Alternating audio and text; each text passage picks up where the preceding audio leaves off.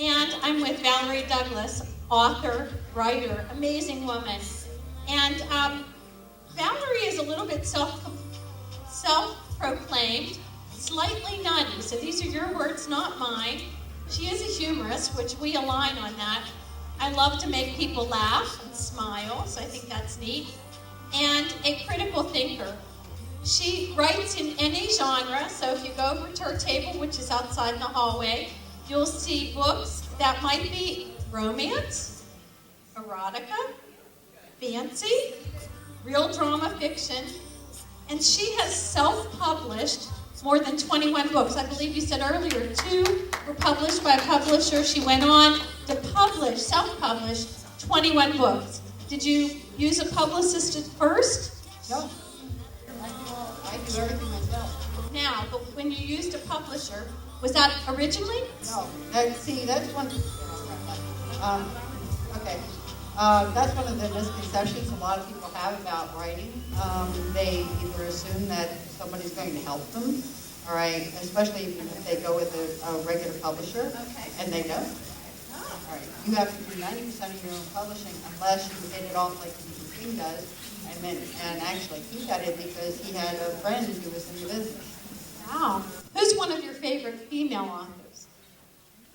Oh, J.D. Robb, Anne McCaffrey, Chelsea Yarbrough. Okay, very good. Lots of great people out there. I want to tell you, Valerie is happily married to the best man in the world. She has 2 dogs, 4 cats, and an African clawed frog.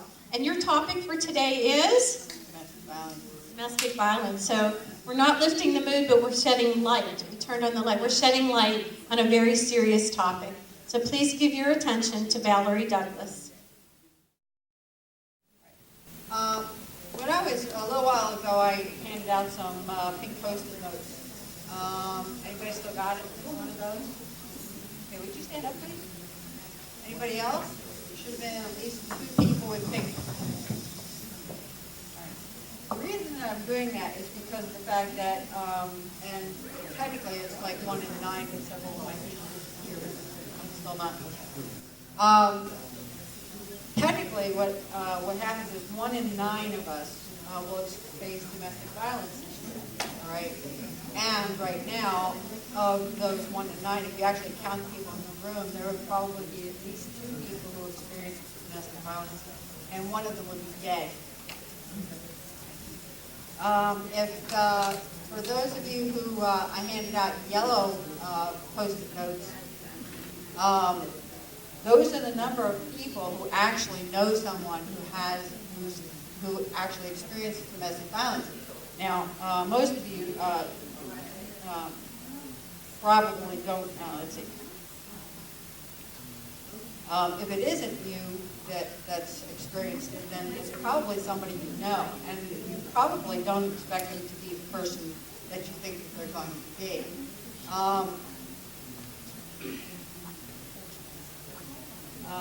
One of the things that made me bring up the topic was that I was watching TV and I had one of those advocates for rape and domestic violence on. And I kept wondering when they were going to get around to talking about domestic violence. They were talking about rape, all right? And rape is a serious crime, but they weren't talking about domestic violence. And the reason that they weren't talking about domestic violence is because it's a little bit more difficult to explain. Most people, at least to some extent, tend to blame the circumstances of domestic violence on the victim as much as on the abuser. Not all who experience domestic violence are straight out of the TV show Cops. It cuts across all socioeconomic levels. I was going to cover this earlier and I forgot. Somebody actually called me and asked me what my qualifications were for talking about this subject. And I had to say that it's certainly more than the actor that was running as an advocate on this program. But she's never actually experienced it. I have. All right, and I also experienced rape as well, so just so you know. By the way, this is about as serious as I get. Anyway, it's not uncommon for victims of one to also experience the other because of the fact that you get into a certain modality of trying to justify what happened to you, all right? Or, as in my case, my ex-husband would say nobody else would ever hurt you. Well, he meant nobody else besides him. Anyway, back to the TV program. So I waited for them to mention the domestic violence. And not just for those who experience it as adults, but for those who face it as teens.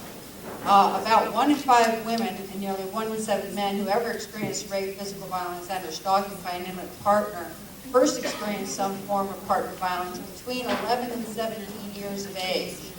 Many of them are vulnerable and struggling to define themselves. Look at the message that media sends young women and young men about their bodies and their values, all right, to society.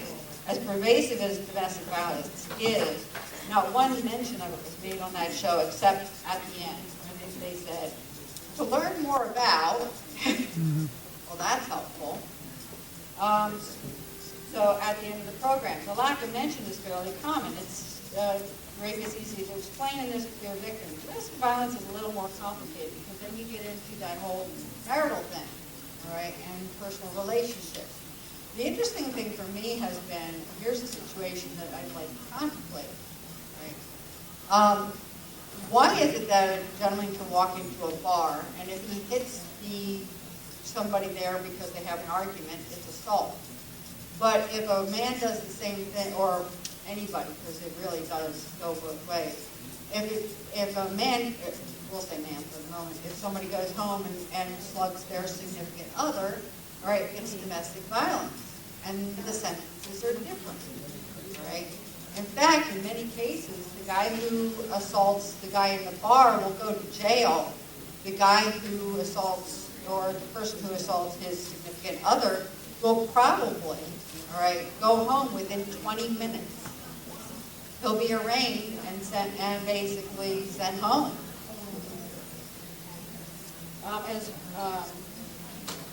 But most people, what they need is more and better information, especially if you're in the process of becoming a victim. Notice I said becoming, because once you are, you probably won't be able to gain that access. Books about domestic violence come in two varieties, psychological and increasingly fiction. I did a search of books about domestic violence online and was startled to see one of the covers that was clearly a romance. Right. There are a lot of romance novels out there with an abuse subtext, even unintentional. For example, how many of you decided that you wanted to see the Twilight series? Nobody wanted to see Twilight? Come on, let's show of hands. Yeah. All right. For those people, and I'll bet you'll love the series. No. Yes. Thank you. All right. Because one of the things about the Twilight series is basically a primer for how to commit domestic violence. I mean, after all, she's portrayed as having low self-esteem and she's unable to comprehend Edward's love for her. He lies to her, disappears, and she accepts it. The unspoken message, and then she curls up into a fetal ball. All right, the unspoken message is that she's nothing without a guy. All right? Increasingly, boys are facing the same body image and abuse problems if they don't become an abuser themselves. He gets the message too. Either he's a victim or the one with the power. After a while, the person who experiences domestic violence begins to make excuses for the behavior of the other. He can be sweet and gentle, sure, about the time that he decides that he wants to apologize for doing what he shouldn't have done in the first place. Right? And abusers can be charming. How many of you admired Oscar Pistorius? The Blade Runner, the guy with the double amputee that went to the Olympics, you all thought he was really great, didn't you? Right? I did. I mean, I thought he was amazing, all right, until he shot his girlfriend. All right, and then now it turns out that apparently that's a pattern of behavior with him, but nobody wanted to bring it up because he was the Blade Runner. For many, that first significant relationship at 11 or so starts to set the pattern for all their relationships. It's comes in, and it comes about ego, all right? And this is an important point that I want to make. A lot of people don't understand why people stay in domestic violence situations. And it's usually because of the fact that they've been trained to, right? Whether it's media, whether it's people that you deal with, whether it's your own personal self, a lot of times what you're actually talking about is you get into the abuser trains their victims, right?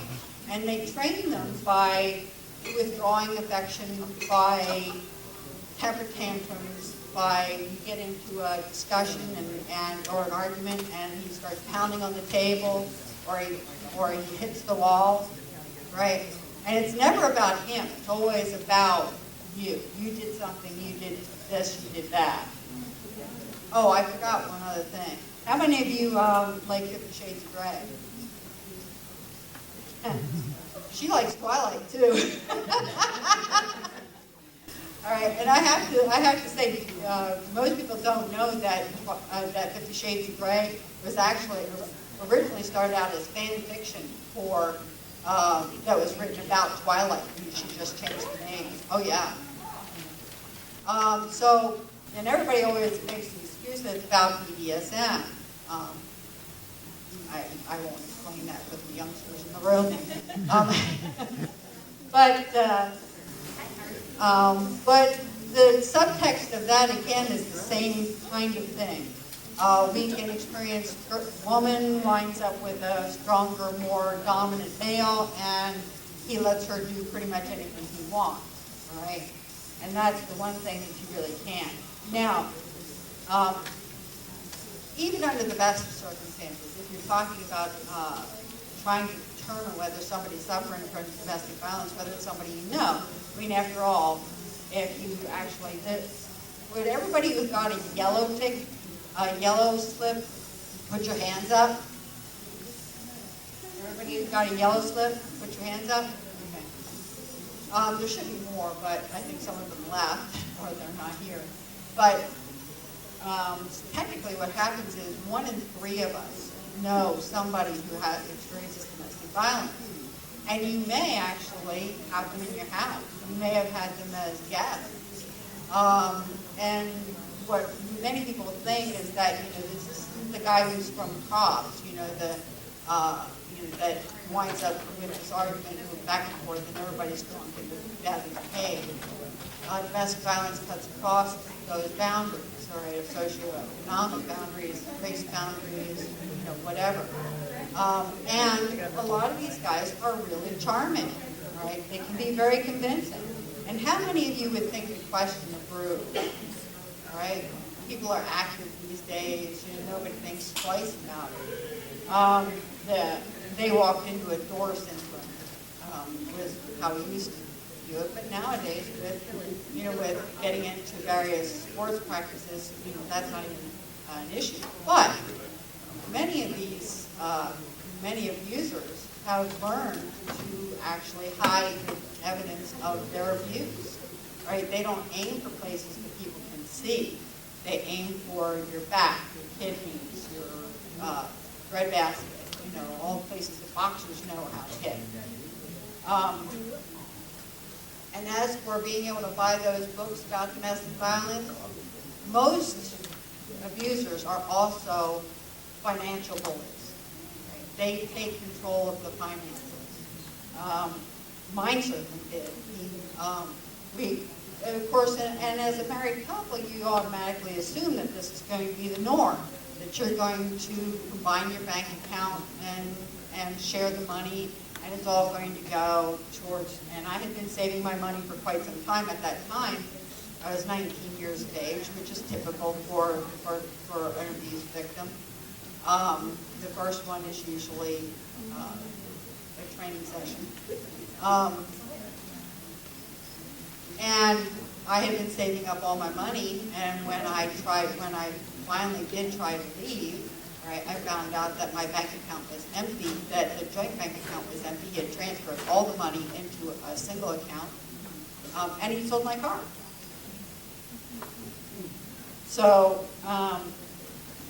Can you imagine trying to buy a book on domestic violence when he's looking over your shoulder or you're in a bookstore? What do you think is going to happen when you get home?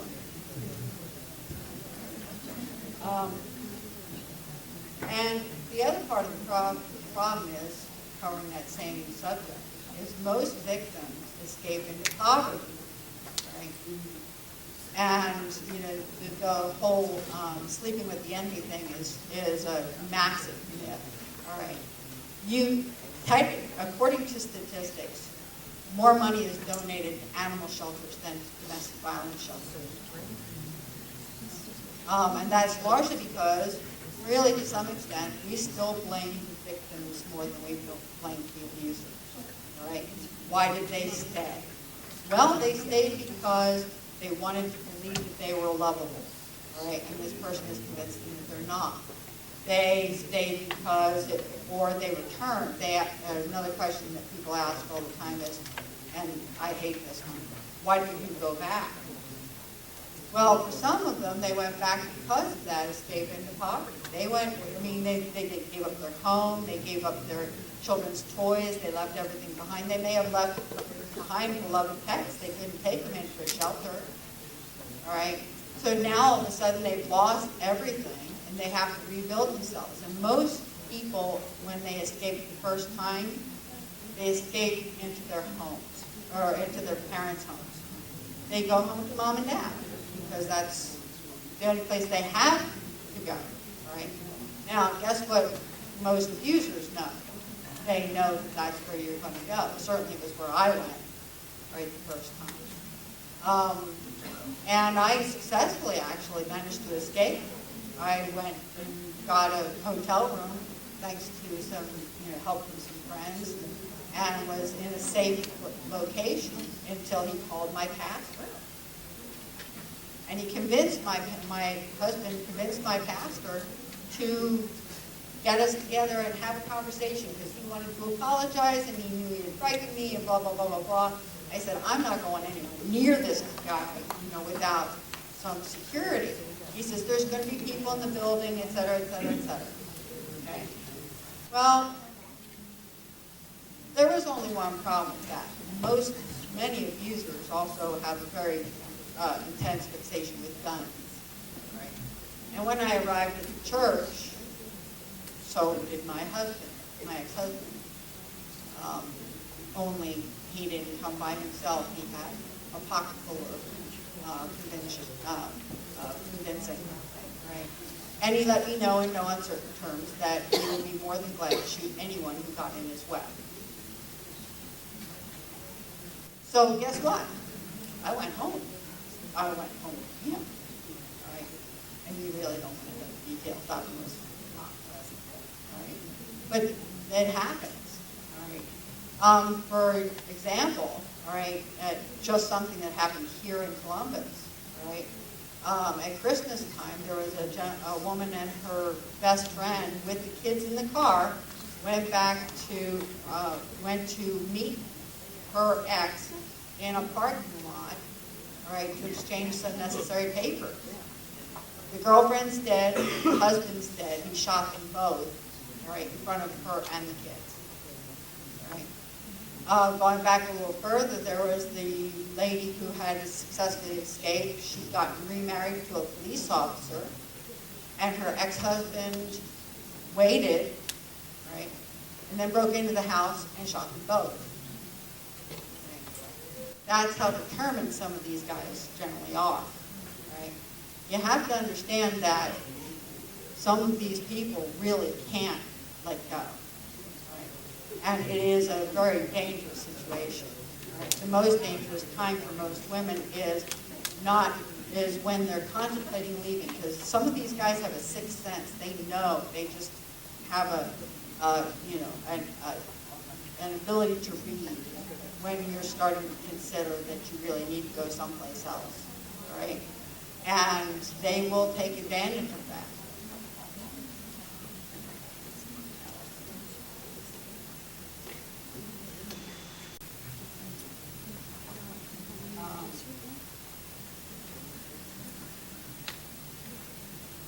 So anyway, after I escaped again for the second time, I called up a pastor. I said, you got me into this, you're getting me out.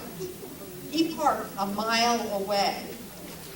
I had to walk a mile with a puppy and all my clothes in a backpack in order to get there. Now, mind you, my husband was calling every couple, random times throughout the day, all right, to make sure that I was still there. So I only had a limited amount of time before he would discover that I was leaving. Do I need to get... So anyway, so what I did was, when I left, I researched, because after a while, I got tired of answering those same stupid questions. Why did you marry him? Well, it's not like he had a great big A tattooed on his forehead, all right? He was gorgeous. He was great. He came from a good family, you know? Why did you go back? He had a gun. Come on. Let's be serious. And these are the kinds of questions that a lot of women have to answer. And I wanted to understand what was going on because I couldn't find anything. Right? There was no information back then. This was 30 years ago. And 30 years ago, there was one book out. And it was the only book that I could find that would tell me about domestic violence. Right? Now there's a whole bunch of them. And I'll tell you, most of them are so boring. Except the romances. And most of those are so wrong. Right? Sleeping with the enemy. She drops her wedding ring down the toilet. Oh, come on. All right? You have no money, so you're going to drop anything valuable you have down the toilet? Are you out of your freaking mind? Right?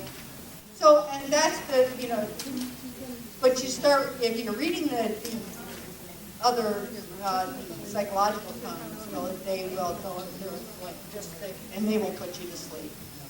All right? If you read the fiction books, most of them don't get the facts right. Right? They don't realize that, you can't, it's not as simple as they make it sound. And by the way, most women, they almost all have this girl disappearing into the arms of the guy who was meant to be. No, most of these women, they have trust issues. Right? I had PTSD, still have PTSD. You really don't want to speak up on me. I react very badly to that. All right, and most women do suffer it. I mean, you got to figure that the causes of post-traumatic stress disorder are being in a state of fear for weeks and weeks and weeks and months and sometimes years. And some of these women certainly tolerate a lot of that. Right? So I wanted to get a little bit more information. I'll try to go fast.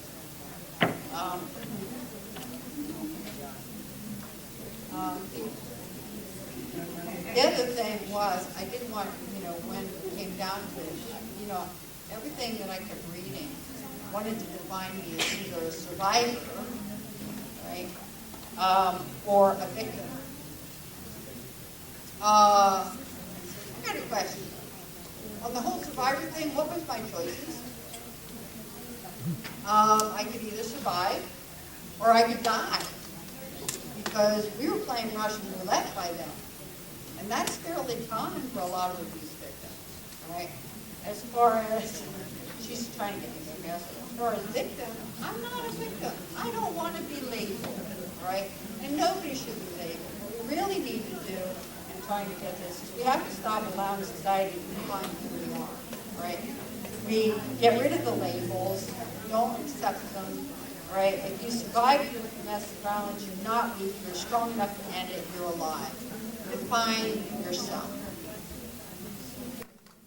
Valerie, I want to keep you up here for 1 second. I just want to acknowledge, you first of all, thank you for sharing your story. Thank you for giving a voice to the people who cannot share their story at this moment. What an appropriate message for International Women's Day 2014. And we really thank you for speaking out and for being an inspiration to those who need help. Thank you so much.